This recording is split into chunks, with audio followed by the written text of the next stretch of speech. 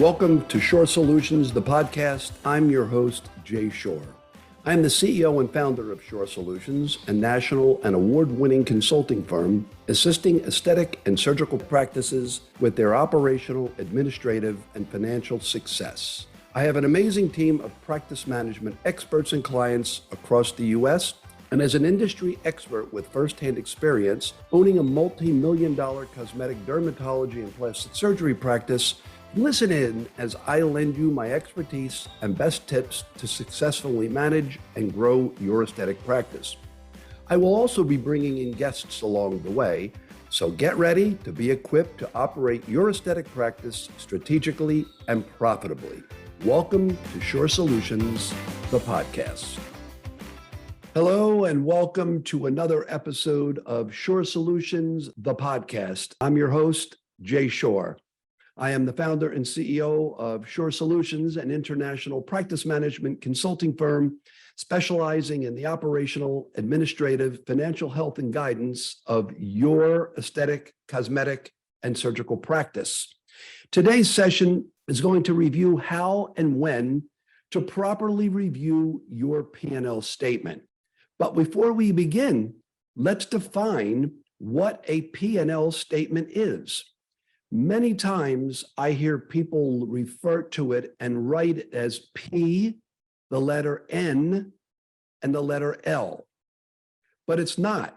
It's P stands for profit, the ampersand sign, and the L, which stands for loss, profit and loss.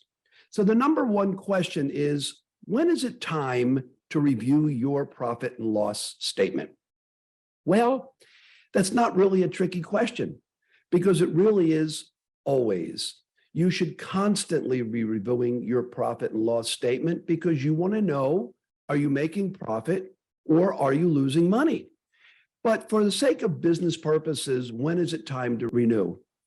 When I work with our clients and our consulting firm, I try to do it monthly, but at the worst case scenario, quarterly. Why? Because I want to define trends. And trends are what happens in the event that you're losing money, what happens in the event your expenses go up substantially. Well, you have to know what they are. And if you don't know the percentage of your expenses to your total revenues, then how will you know if there's a disparity in those individual chart of accounts line items? So what determines what goes into the P&L? It's very interesting because what goes into it really are all your revenue items and all your expense items. And people say, Jay, well, what determines what goes into that? Everything that you generate as far as revenue goes into the sales and the profit side or revenue side, because we'll talk about what profit really is. And then anything that costs you money or that you spend money on goes on to the expense side. That's what considered assets and liabilities, profits and losses. So what goes into it? All the revenue you generate goes into the revenue side, and all the expenses that you incur go into the revenue side, which will determine your profit and loss, because the true definitions of profit are gross revenue minus your cost of goods sold equals gross profit. That's not what you take to the bank. And then you have fixed and variable expenses, and we'll get into that in a little bit. And that, after you take all of your expenses and you subtract that from all of your revenue, will give you your net profit. Now, you can have a positive gross profit with a negative net profit. And people say, well, what's my margin? Profit is based on dollars. Margin is based on percentages. So who should review the P&L? Well, I guess a better question is, who should create the P&L? Well, if you're much too busy, if you're a business owner, to be creating the P&L. So usually you'll have accountants, bookkeepers, accounting firms, and they do it, and then you should review. But where do they get that information? If they have access to your chart of accounts, your bank accounts, they'll take that from your bank accounts. If your expenses directly go into your QuickBooks, for example, it will go in as a line item. Now, let's define what are line items. In your P&L, in your chart of accounts from QuickBooks, a chart of account is what the category is. So you may have medical supplies, medical expenses, rent, utilities. And if you want to subcategorize to be even more finite, you can. Example, what are my utilities? Utilities are your phone, your electric, the gas, not gasoline, but natural gas that you may use for heat, plumbing, the water. They are utilities. Insurance. What's insurance? Insurance is your general liability. It could be your professional liability, malpractice. It could be your cyber coverage. It could be your EPLI coverage. It could be all of them. But what the grand total is really insurance subcategorized by the individual items that I just said that will be grouped into the grand totals. And this way, if you really want to get finite like I do, I like to look at all my subchart of accounts because I want to see where I'm spending my money and can I save money? Because understand something, if you're running at a 20, 25, 30% margin, remember margins based on percentages. Well, one of the interesting things are that every revenue dollar, let's just say it's 33% margin, every revenue dollar, you may only have 33 cents worth of profit. But every dollar of an expense that I reduce is a 100% margin or profit dollar. So who should review it? You should always end up reviewing it. Our previous slide said when. I say minimum quarterly. I like to do it monthly with our clients. If you don't have the time, then do that with your accountant. Review it with your bookkeeper because you want to make sure that the categories of the expenses don't have a lot of disparity from the prior months. For example, your rent should always be the same every month unless the rent goes up. Unless you didn't pay it in one month and you doubled up on the next, or in the event you paid rent on the first of the month for that month, but paid it on the 30th of the month, for the next month, you're going to show a double payment in one month and none for the next. So we just want to make sure that it all levels out, that our expenses, whether we pay cash or on the cash or accrual method, we'll get into that in a little bit, all match so that we're able to detail, are we off, are we too high, or are we too low? Yes, we're going to take a quick break and a slight intermission because what kind of business would we be if we didn't tell you about our own services? I'd like to take a moment to tell you about our Conversion Cascade online course. We want you to be trained to convert more patients and boost revenue in your aesthetic practice. So with our Conversion Cascade online course, you and your team will be able to master two key important things to growing your practice and becoming successful: converting and retaining new patients. So as a step-by-step sales funnel, the course is designed to help you and your team attract more patients, convert calls to consults, convert consults to treatments and procedures, and keep patients coming back for more. Not only will our Conversion Cascade online course help strengthen and develop your team's phone and sales skills in order to acquire, convert, and retain loyal patients, but it'll also serve as a valuable onboarding training tool for every new team member. Plus, in this course, you'll receive downloadable marketing checklists, phone scripts, conversion tracking tools, and more. Sign up for the course to get started on increasing your revenue and converting more patients today. It only takes less than 4 hours to complete the course. You can finish it at your own pace, and you'll have lifetime access. And as a special thank you for our podcast listeners, we're giving you a 20% off discount. Just enter the code podcast to start saving. Click the link in our show notes to sign up for the Conversion Cascade online course and convert more patients now. So what should you look for in your P&L? I always say what should be looked for is disparities, gross increases, gross decreases, because we want to say if there's an increase, was it miscategorized? Always look at your P&L, because in the event one day you want to sell your business, you want to know that, because the buyer is going to ask, well, your expenses are too high in certain things. What should your highest expense be? Probably payroll.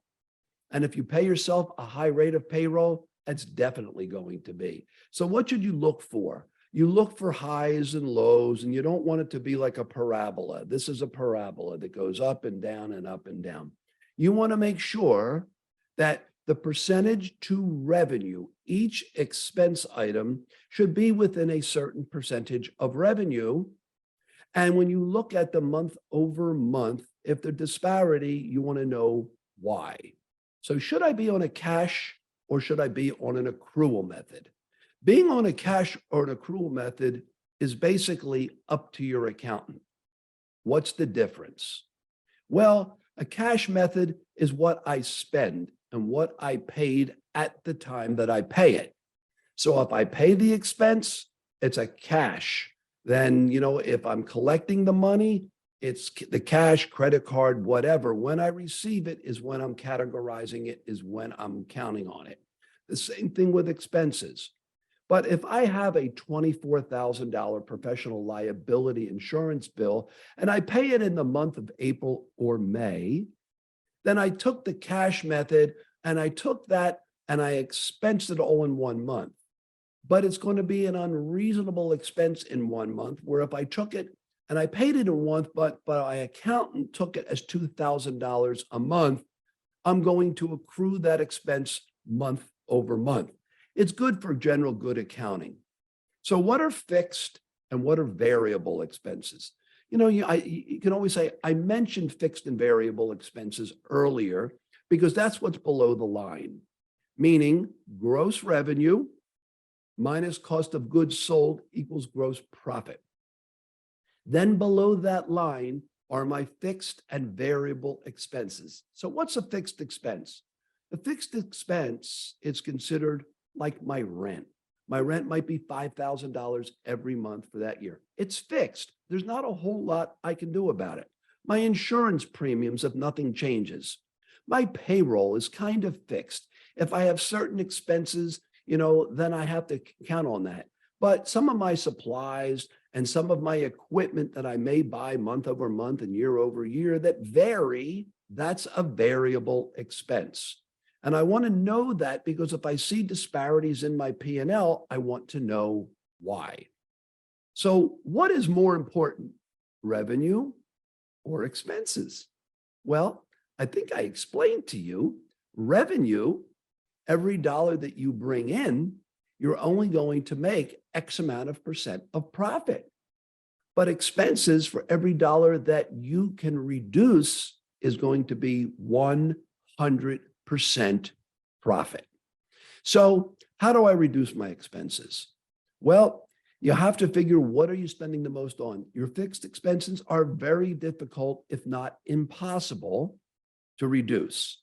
If you buy a piece of equipment and it is $1,000 every month, $2,000 every month for the next 60 months, that's a fixed expense. So supplies, you may cut down on some of your supplies. You may try to reduce some of your contracts that you have, biomedical hazardous waste and your credit card processing and your bank and your interest charges. Renegotiate, renegotiate, and renegotiate some more. What's more important? I love revenue, but if it costs you more money to generate more revenue, if you're not making more profit, then what was the benefit of additional revenue? All right. Our next question is, what are my chart of accounts? When I shared with you on your P&L, you have your revenue. One of the things you want to know is, where's my revenue coming from? And most people just categorize it as sales or gross revenue. I, on the other hand, love to know where that revenue came from. What are my sources of revenue? Neuromodulators, neurotoxins, dermal fillers, laser sales. What was the type of laser? Was it hair removal? Was it for vascular? Was it on some of my cryolipolysis machines. Where did the revenue come from? Very important to know because you're able to see trends and highs and lows. On your expense side, I mentioned chart of accounts. You have payroll, you have insurance, you have medical supplies, you have medical equipment, you have office supplies, you have office equipment. And you can always go down and subcategorize. For example, in my former practice, I had medical supplies. We were a dermatology, facial body plastics, cosmetic plastic gynecology, and a med spa. So medical supplies was medical supplies medical for the derm side, medical supplies cosmetic, and medical supplies surgical. Now, in each one of those subcategories of medical supplies cosmetic, I might do medical supplies cosmetic neuromodulators, medical supplies cosmetic dermal fillers, and I'm intentionally not mentioning the names of the vendors because I don't want to have any conflicts of interest. I have nothing to disclose. However, I'm categorizing that.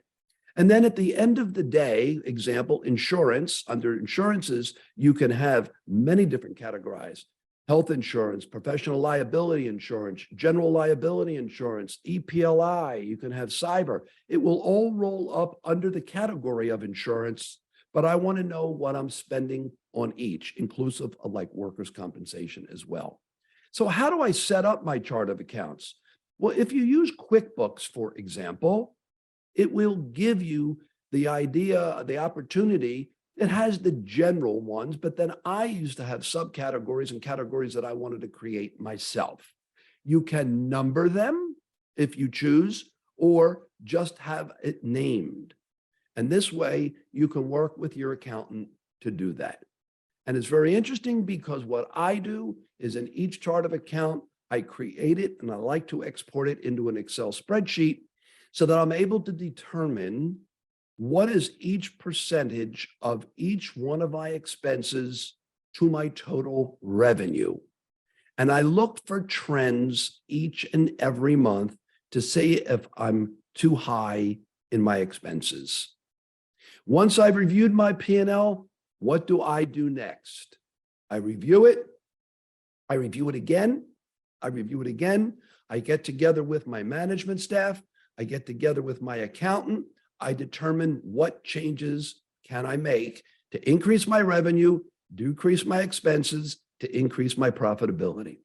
Ladies and gentlemen, thank you for being a part of my podcast today. If you have any questions, please feel free to schedule a free consult if we can help you. Thank you, good luck, and God bless. So that wraps up today's episode of Shorr Solutions, the podcast. If we mentioned any website links, you can find them in our show notes. To work directly with me and our award-winning team of consultants to increase efficiency, increase revenue, and decrease costs in your aesthetic practice, schedule a free consult with us today.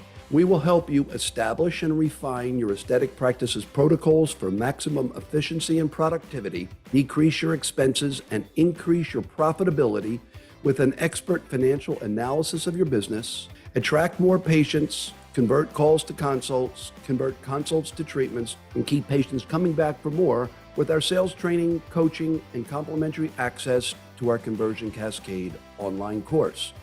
Recruit, hire, and train new team members and manage any staff turnover with our human resource expertise, plus more. Head over to our show notes and click on the link to schedule a free 30-minute consult with us today. And if you enjoyed today's episode, don't forget to spread the word and share this episode with your friends, colleagues, and the rest of your team. Remember to also follow us on social media at Shorr Solutions and sign up for our e-newsletter. You'll learn about our latest tips, blog posts, services, videos, webinars, and more. Links to our social media channels and to sign up for our e-newsletter are in our show notes. So see you next time, and remember to leave us a review and subscribe for more valuable content.